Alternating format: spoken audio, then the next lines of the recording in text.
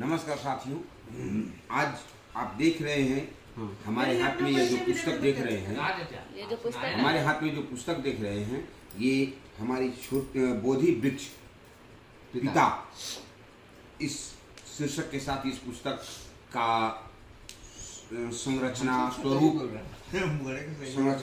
मेरी बहन डॉक्टर मीरा सोनी आप अपने हिसाब से बोलिए तो ज़्यादा अच्छा रहेगा। जो कि केसीबी कॉलेज बेड़ो में सहायक प्राध्यापिका हैं और हिंदी विभाग में इनका योगदान लिया जा रहा है और उन्होंने यह अपनी 5वीं पुस्तक का लोकार्पण आप सबों के बीच प्रकाशन आप सबों के बीच किया है, जिसमें बोधि वृक्ष नाम की ये पुस्तक आप प्रत्येक व्यक्ति के जीवन में पिता का क्या मोल है, पिता का क्या अहमियत है, पिता का क्या रोल है, यह दर्शाता है। आइए कुछ इस पुस्तक में लिखी हुई बातों को आपके मद्देनजर आपके सामने मैं रखने का प्रयास करता हूँ। सर्वप्रथम उसमें श्रद्धांजलि ही एक मैं पढ़कर आप लोगों के बीच रखना चाहता हूँ। श्रद्धांजलि, एक सरल, गंभीर और आदर्श पिता को नमन। कुछ रिश्ते शब्दों से नहीं संवेदनाओं से लिखे जाते हैं। हमारे पूज्य पिताजी का जीवन ऐसा ही था, शांत, सादा, पर भीतर से अथाह गहराई लिए हुए। सन 1942 ईस्वी में झारखंड, पहले बिहार, जो कि पहले बिहार था, कि सबसे छोटे जिले लोहरदगा की धरती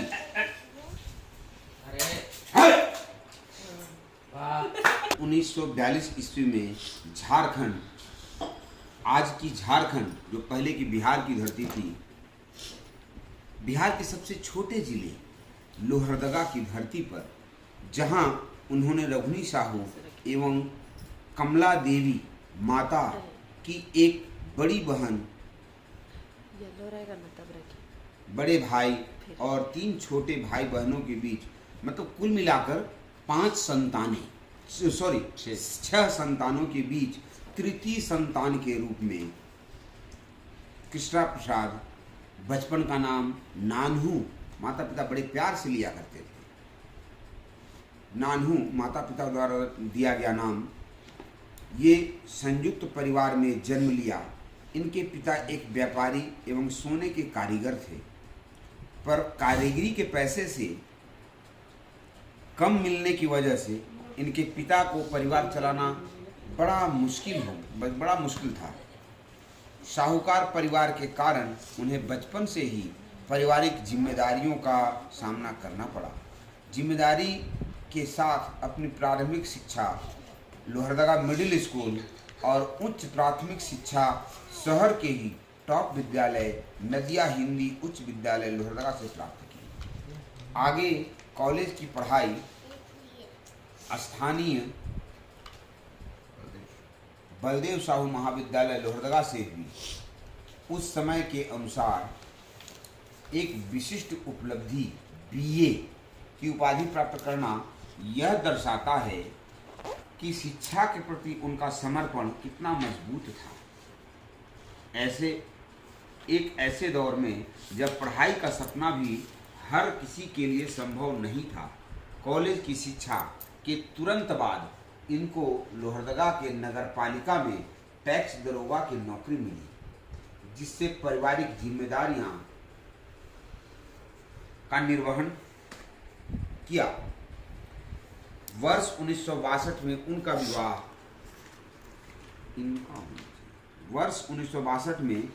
विवाह उनकी जीवन संगिनी हमारी माताजी स्वर्गीय वीणा देवी, उनके साथ जीवन के हर उतार चढ़ाव में छाया सी रही।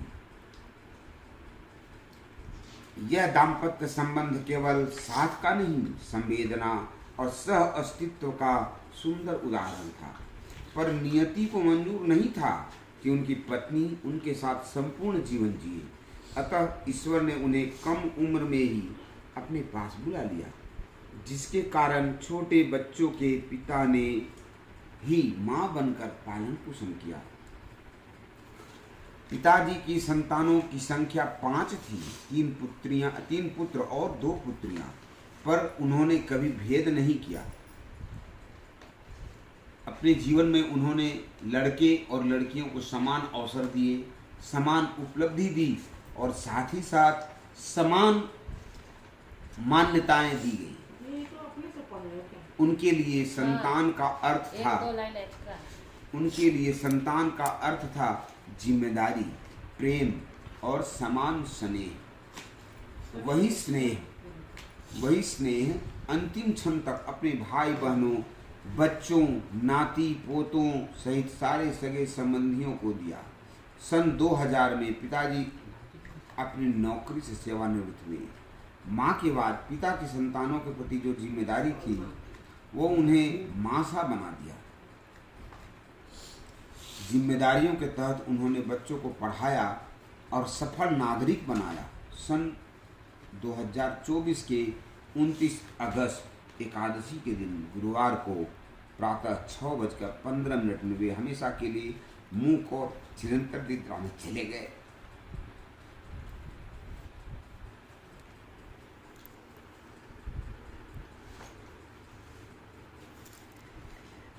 वे एक पिता ही नहीं, एक समर्पित शिक्षक, मार्गदर्शक और मूक संरक्षक भी थे। हम सबके लिए केवल अभिभावक नहीं, आदर्श थे। जीवन जीने की एक शैली, अपने शांत स्वभाव, अनुशासन प्रियता और त्यागमयी जीवन से उन्होंने हम सबके अंतर मन पर अमिट छाप छोड़ी। आज जब वे हमारे बीच शारीरिक रूप से नहीं हैं, तो भी उनका आशीर्वाद, उनकी शिक्षाएं और उनका मौन प्रेम हमारे जीवन का आधार बना है और आगे भी बना रहेगा। उनकी स्मृति को कोटि कोटि नमन। उनकी आत्मा को शांति मिले। शब्दों के श्रद्धा सुमन अर्पित करते हुए आपकी संतानें एवं समस्त परिवार।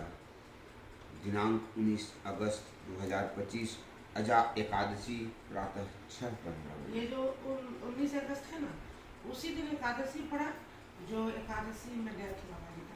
उस दिन का डेट डाले कि अभी जस्ट 10 दिन पहले 19 अगस्त पर, तो अभी जस्ट दिए हैं और अभी छपी है। तो आप लोगों का नाम से ये जो उनकी संतानें में हम सबका ही नाम आ रहा है। हमने नाम ले लिया स्पेसिफिक कोई एक नाम है ना। तो वैसे ही तू सारा पढ़ सकते हैं, अच्छा लगता है। तो रुलाई आना भी है, भाव में वो तो रुलाई आए भाई। लेकिन अगर तुम उससे कुछ लेना चाहते हो कि आखिर जरूर कुछ ना कुछ तुमको मिलेगा यहाँ से। हमको याद है ना भैया, हम लोग तो ज़्यादा ही